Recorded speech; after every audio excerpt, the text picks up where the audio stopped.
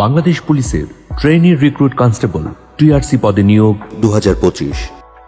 Constable পদের বিদ্যমান নিয়োগের নিয়ম নীতির আধুনিকায়ন করে একটি সুসংহত পদ্ধতি প্রস্তুত করেছে বাংলাদেশ পুলিশ। এই পদ্ধতিতে নিয়োগ বিজ্ঞপ্তি প্রকাশের পর থেকে মোট 7টি ধাপ অনুসরণ করে একজন যোগ্য প্রার্থী বাংলাদেশ পুলিশের সদস্য হিসেবে নিয়োগ পেতে পারবেন।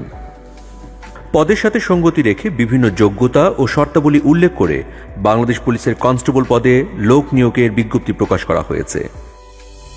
এখানে বিশেষভাবে উল্লেখ্য যে অনলাইনে আবেদন ফর্ম পূরণের ক্ষেত্রে প্রার্থীর উচ্চতা, ওজন এবং অন্যান্য তথ্যাদি সতর্কতার সাথে পূরণের জন্য অনুরোধ করা হচ্ছে। অনলাইনে প্রার্থী মিথ্যা কিংবা ভুল তথ্য প্রদান করলে নিয়োগ কার্যক্রমের যে কোনো পর্যায়ে প্রার্থিতা বাতিল হবে। ইচ্ছাকৃতভাবে ভুল বা মিথ্যা তথ্য প্রদানের ক্ষেত্রে প্রার্থী আজীবনের জন্য বাংলাদেশ পুলিশের নিয়োগ পরীক্ষার জন্য অনুপযুক্ত বা নিষিদ্ধ ঘোষিত হতে পারেন। তাই প্রত্যেক প্রার্থীকে সতর্কতার সাথে অনলাইনে সঠিক তথ্য প্রদানের জন্য বিশেষভাবে অনুরোধ জানানো হচ্ছে। অনলাইনে প্রাপ্ত আবেদনসমূহ পরবর্তীতে পুলিশ হেডকোয়ার্টার্স কর্তৃক নির্ধারিত মানদণ্ড অনুযায়ী অনলাইনে অ্যাপ্লিকেশন সফটওয়্যারের মাধ্যমে প্রিলিমিনারি স্ক্রিনিং করা হবে। স্ক্রিনিং শেষে যোগ্য প্রার্থীদের মোবাইল নম্বরে ইউজার আইডি এবং পাসওয়ার্ড সম্বলিত একটি SMS পাঠানো হবে। শারীরিক মাপ ও কাগজপত্র যাচাইকরণ এবং শারীরিক সক্ষমতা যাচাই পরীক্ষায় অংশগ্রহণের জন্য যোগ্য প্রার্থীদের অনলাইনে admit card for physical endurance test প্রদান করা হবে। যোগ্য প্রার্থীগণ A4 সাইজ কাগজে 2 কপি প্রিন্ট করবেন। অ্যাডমিট কার্ডের 2 কপি ব্যতীত কোনো প্রার্থী শারীরিক মাপ ও কাগজপত্র যাচাইকরণ ধাপে অংশগ্রহণ করতে পারবেন না। শারীরিক মাপ ও কাগজপত্র যাচাইকরণ প্রথম দিন। এই ধাপে অংশগ্রহণের জন্য মনোনীত প্রার্থীকে admit card for physical endurance টেস্টের 2 কপি, নিয়োগ বিজ্ঞপ্তিতে উল্লেখিত সকল ডকুমেন্টস সহ উপযুক্ত ড্রেসে নির্ধারিত দিনে যথাসময়ে নির্দেশিত স্থানে উপস্থিত থাকতে হবে। ভেন্যুতে প্রবেশের পরই একটি নির্ধারিত স্কেল দিয়ে প্রার্থীর উচ্চতার সঠিকতা যাচাই করা হবে। এক্ষেত্রে যোগ্য প্রার্থীদের লাইন করে মূল ভেন্যুতে নিয়ে যাওয়া হবে।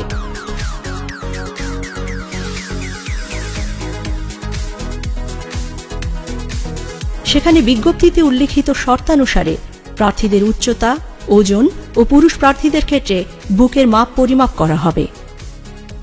এরপর প্রার্থীর ডকুমেন্টস যাচাই করা হবে। শারীরিক মাপ ও ডকুমেন্টস যাচাইয়ের সঠিকতা পাওয়া প্রার্থীদেরকে যোগ্য হিসেবে ঘোষণা করে তাদেরকে শারীরিক সক্ষমতা যাচাই বা ফিজিক্যাল এন্ডুরেন্স টেস্টে অংশগ্রহণের জন্য admit card for physical endurance টেস্টের 1 কপি প্রদান করা হবে। ফিজিক্যাল এন্ডুরেন্স টেস্টের সময়সূচি প্রার্থীদেরকে জানিয়ে দেওয়া হবে। শারীরিক সক্ষমতা যাচাই পরীক্ষা দ্বিতীয় দিন। শারীরিক সক্ষমতা যাচাই পরীক্ষার জন্য আগত প্রার্থীদের admit card for physical endurance test ও রেজিস্টারে সংরক্ষিত তথ্যাবলী পুনরায় চেক করে ভেন্যুতে প্রবেশ করানো হবে। এক্ষেত্রেও যথাযথ অ্যাডমিট কার্ড ছাড়া কোনো প্রার্থী মাঠে পরীক্ষায় অংশগ্রহণ করতে পারবেন না। আগত প্রার্থীদেরকে ব্রিফিংয়ে অংশগ্রহণ করতে হবে। সেখানে শারীরিক সক্ষমতা যাচাই পরীক্ষার ও মাঠের নিয়ম নীতির বিষয়ে ব্রিফিং করা হবে। শারীরিক সক্ষমতা যাচাই পরীক্ষার ইভেন্ট শুরুর পূর্বে প্রত্যেক প্রার্থী ইভেন্টে অংশগ্রহণের জন্য শারীরিক ও মানসিকভাবে সুস্থ আছেন মর্মে উল্লেখ করে ইন্ডেমনিটির ঘোষণাপত্র নিয়োগ কমিটির নিকট দাখিল করতে হবে। প্রার্থী ইভেন্টে অংশগ্রহণের পূর্বেই এই ঘোষণাপত্র প্রদান করা বাধ্যতামূলক। শারীরিক সক্ষমতা যাচাই পরীক্ষা মোট 7টি ইভেন্টের মাধ্যমে অনুষ্ঠিত হবে। একজন প্রার্থীকে শারীরিক সক্ষমতা যাচাই পরীক্ষায় উত্তীর্ণ হতে হলে প্রতিটি ইভেন্টেই তাকে কৃতকার্য হতে হবে। যে কোনো ইভেন্টে অকৃতকার্য হলে প্রার্থীর প্রার্থিতা বাতিল করা হবে। প্রথম ইভেন্ট দৌড়।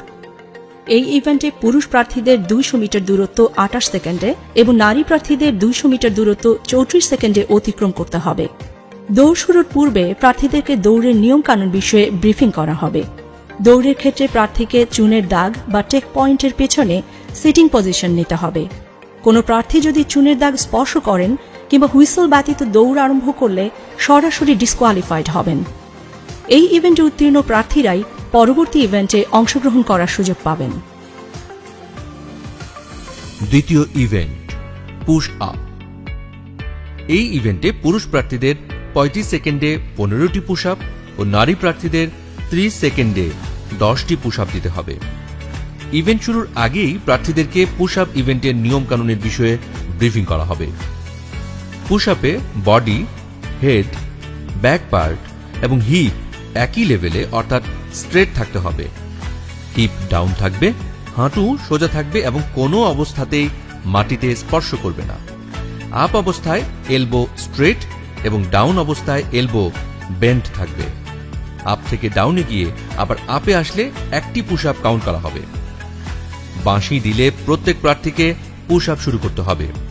কোনো প্রার্থী উল্লিখিত নিয়মের ব্যত্যয় করলে ডিসকোয়ালিফাইড হবেন।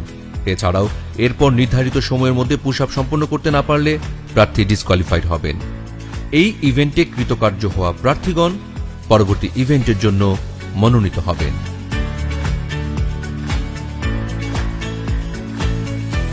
তৃতীয় ইভেন্ট লং জাম্প। এই ইভেন্টে পুরুষ প্রার্থীদের কমপক্ষে 10 ফিট এবং নারী প্রার্থীদের কমপক্ষে 6 ফিট দূরত্ব জাম্প করে যেতে হবে।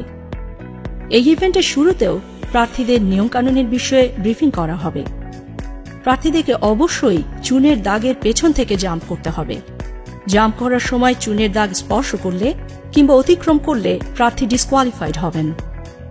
নারী প্রার্থীদের ক্ষেত্রে 6 ফিট এবং পুরুষ প্রার্থীদের ক্ষেত্রে 10 ফিট দূরত্বে মার্কিং ফিতা দেওয়া হবে। নির্দেশনা মেনে প্রার্থীদেরকে জাম্প করতে হবে। প্রার্থীকে অবশ্যই জাম্প করে ওই মার্কিং ফিতা অতিক্রম করতে হবে।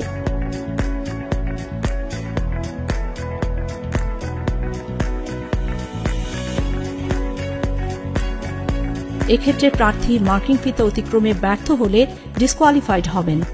উল্লেখ্য যে প্রত্যেক প্রার্থী এই ধাপে উত্তীর্ণ হতে সর্বোচ্চ 3 বার করে জাম্প করার সুযোগ পাবেন। চতুর্থ ইভেন্ট হাই জাম্প। এই ইভেন্টে পুরুষ প্রার্থীদের জাম্প করে 3.5 ফিট ও নারী প্রার্থীদের 2.5 ফিট উচ্চতা অতিক্রম করতে হবে। ইভেন্ট শুরুর পূর্বেই প্রার্থীদেরকে ইভেন্টের নিয়মকানুনের বিষয়ে জানিয়ে দেওয়া হবে। ইভেন্ট পরিচালক বাঁশি দিলে প্রত্যেক প্রার্থী দৌড়ে এসে জাম্প করে নির্ধারিত উচ্চতা অতিক্রম করবে। জাম্প করার সময় ক্রসবার স্পর্শ করলে বা ক্রসবার পড়ে গেলে কিংবা জাম্প করার পর প্রার্থী জাম্পিং পিটের মধ্যে না থাকলে ডিসকোয়ালিফাইড হবেন। উল্লেখ্য যে প্রত্যেক প্রার্থী এই ধাপে উত্তীর্ণ হতে সর্বোচ্চ 3 বার করে জাম্প করার সুযোগ পাবেন। এই ধাপে উত্তীর্ণ প্রার্থীরাই কেবলমাত্র পরবর্তী দিনের শারীরিক সক্ষমতা যাচাই পরীক্ষায় অংশগ্রহণ করতে পারবেন। হাই জাম্প ইভেন্টের মাধ্যমেই শারীরিক সক্ষমতা যাচাই পরীক্ষার দ্বিতীয় দিনের কার্যক্রম শেষ হবে। শারীরিক সক্ষমতা যাচাই পরীক্ষা তৃতীয় দিন। শারীরিক সক্ষমতা যাচাই পরীক্ষার তৃতীয় দিনে নির্দেশনা অনুযায়ী প্রার্থীদের যথাসময়ে নির্ধারিত স্থানে উপযুক্ত পোশাকে উপস্থিত থাকতে হবে। তৃতীয় দিনের শুরুতেও প্রার্থীদের ব্রিফিং করে ওই দিনের কার্যক্রমের বিষয়ে অবহিত করা হবে। ব্রিফ শেষে প্রার্থীদের পুনরায় ইভেন্ট স্থলে নিয়ে যাওয়া হবে। পঞ্চম ইভেন্ট দৌড়। এক্ষেত্রে পুরুষ প্রার্থীদের 1600 মিটার দূরত্ব 6 মিনিট 30 সেকেন্ড এবং নারী প্রার্থীদের 1000 মিটার দূরত্ব 6 মিনিটে অতিক্রম করতে হবে। দৌড় শুরুর পূর্বে প্রার্থীদেরকে দৌড়ের নিয়মকানুন বিষয়ে ব্রিফিং করা হবে। দৌড়ের ক্ষেত্রে প্রার্থীকে চুনের দাগ বা টেক পয়েন্টের পেছনে সিটিং পজিশন নিতে হবে। এক্ষেত্রে একই রিদমে দৌড়ে অংশগ্রহণ এবং অনুশীলনের প্রয়োজনীয়তা রয়েছে। এই ইভেন্টে উত্তীর্ণ প্রার্থীরাই পরবর্তী ইভেন্টে অংশগ্রহণ করার সুযোগ পাবেন। ষষ্ঠ ইভেন্ট ড্র্যাগিং। এই ইভেন্টে পুরুষ প্রার্থীদের 150 পাউন্ড ওজনের টায়ারকে টেনে 30 ফুট দূরত্ব এবং নারী প্রার্থীদের 110 পাউন্ড ওজনের একটি টায়ারকে টেনে 20 ফুট দূরত্ব পর্যন্ত নিতে হবে। ইভেন্ট শুরুর আগেই প্রার্থীদের ড্র্যাগিং ইভেন্টের নিয়মকানুনের বিষয়ে ব্রিফিং করা হবে। টায়ারের রশিকে কোমরের সাথে লাগিয়ে সামনের দিকে মুখ করে টেনে নিতে হবে। ড্র্যাগিং শুরুর বাঁশি দিলে প্রত্যেক প্রার্থী ড্র্যাগিং শুরু করবেন। এক নাগারে ড্র্যাগিং করতে হবে। এক্ষেত্রে যদি কোনো প্রার্থী বসে পড়েন কিংবা থেমে যান কিংবা নিজের ট্র্যাকের বাইরে টায়ার নিয়ে যান তাহলে প্রার্থী ডিসকোয়ালিফাইড হবেন। এছাড়াও দূরত্ব অতিক্রমে ব্যর্থ হলেও প্রার্থী ডিসকোয়ালিফাইড হবেন।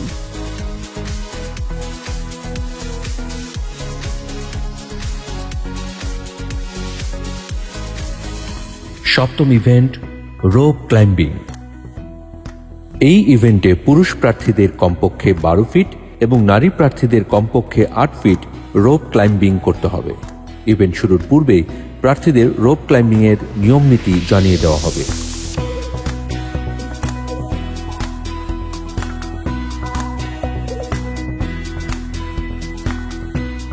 বাঁশি দিলে প্রার্থীরা রোপ ক্লাইম্বিং শুরু করবে। প্রার্থী নির্ধারিত উচ্চতায় উঠতে ব্যর্থ হলে প্রার্থী ডিসকোয়ালিফাইড হবেন। এই ইভেন্টে উত্তীর্ণ প্রার্থীরা ফিজিক্যাল এন্ডুরেন্স টেস্টে চূড়ান্তভাবে নির্বাচিত বলে ঘোষিত হবে। অতঃপর তাদেরকে সারিবদ্ধভাবে নারী ও পুরুষ আলাদা আলাদাভাবে দাঁড় করানো হবে। তাদের তথ্যাদি পূরণের জন্য ফর্ম সরবরাহ করা হবে।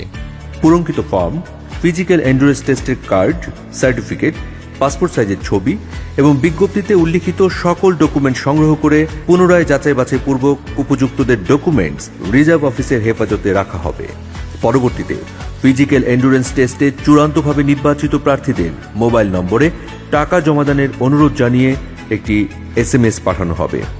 এই SMS প্রাপ্তির পর প্রার্থী নির্দেশনা মেনে প্রিপেড টেলিটক মোবাইল সিম ব্যবহার করে লিখিত পরীক্ষার ফি বাবদ 120 টাকা জমা প্রদান করবেন।